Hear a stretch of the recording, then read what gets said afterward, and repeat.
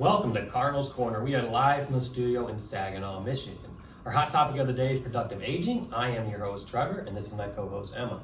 Hi, and I'm going to tell you about the definition of productive aging. So it is defined as an approach that highlights the positive aspects of aging and how a person can make significant changes and contributions to their life, their communities, and society.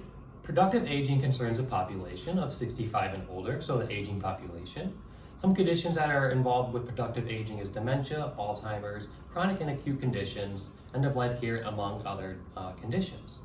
Productive aging, you can be treated in settings such as at-home, primary care settings, outpatient and inpatient setting, skilled nursing facilities, rehab centers, community settings, and more. Let's bop it on over to Courtney to look at the forecast of productive aging in the past, present, and future. Wow!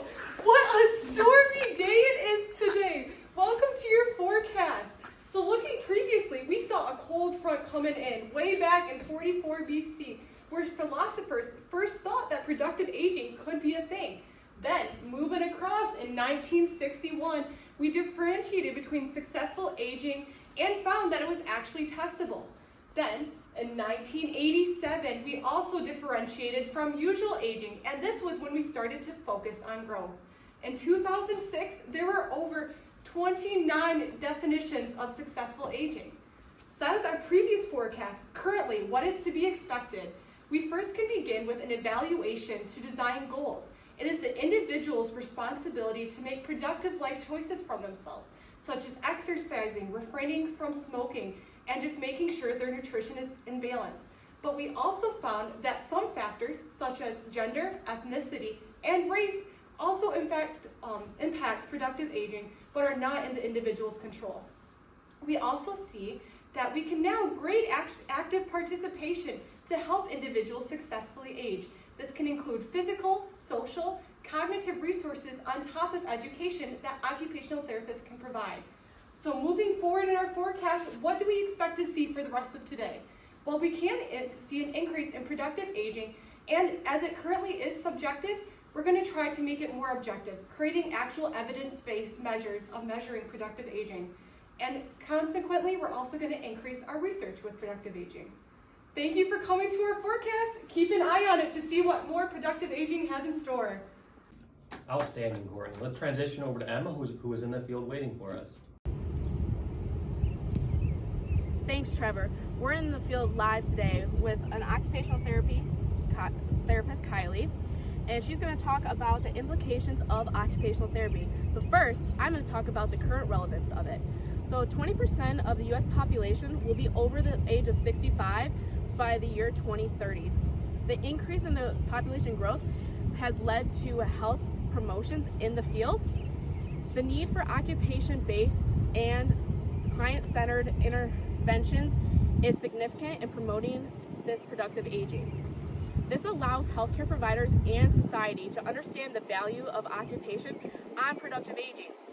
It's important to understand the effectiveness and benefits of OT. And the aspirations of most adults is to maintain their participation in their desired occupations. Now on to Kylie talking about the implications of OT. Thanks. So one of the ways that occupational therapists can help the aging population is by first tackling the needs of driving. So occupational therapists can offer adaptive equipment, such as larger mirrors for individuals who have a harder time moving their neck back and forth.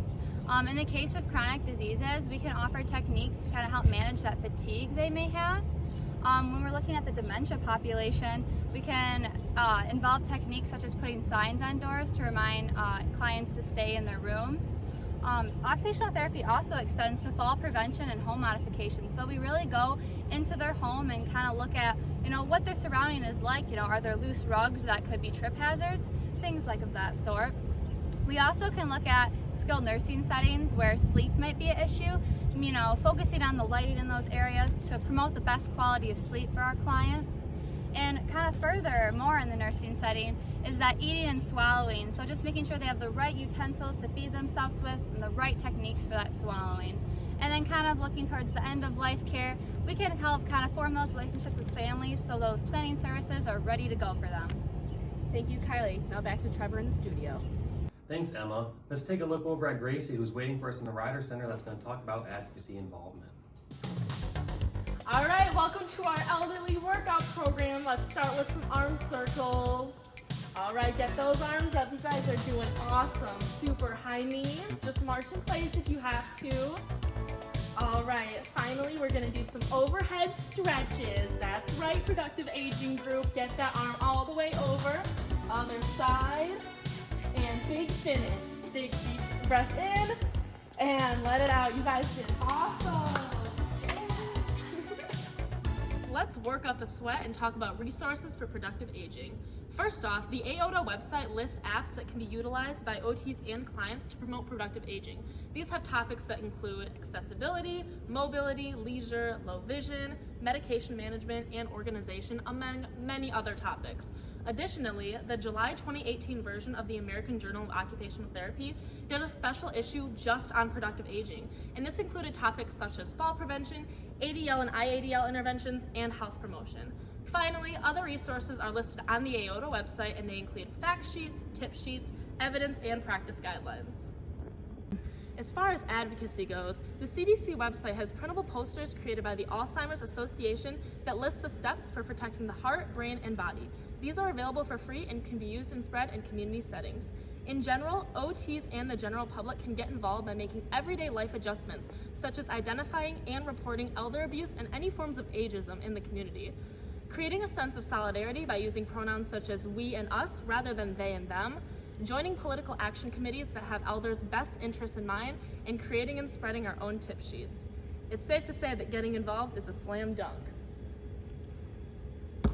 Thanks for tuning in to Cardinal's Corner at our segment of productive aging. And remember, it's always a great day to be a Cardinal.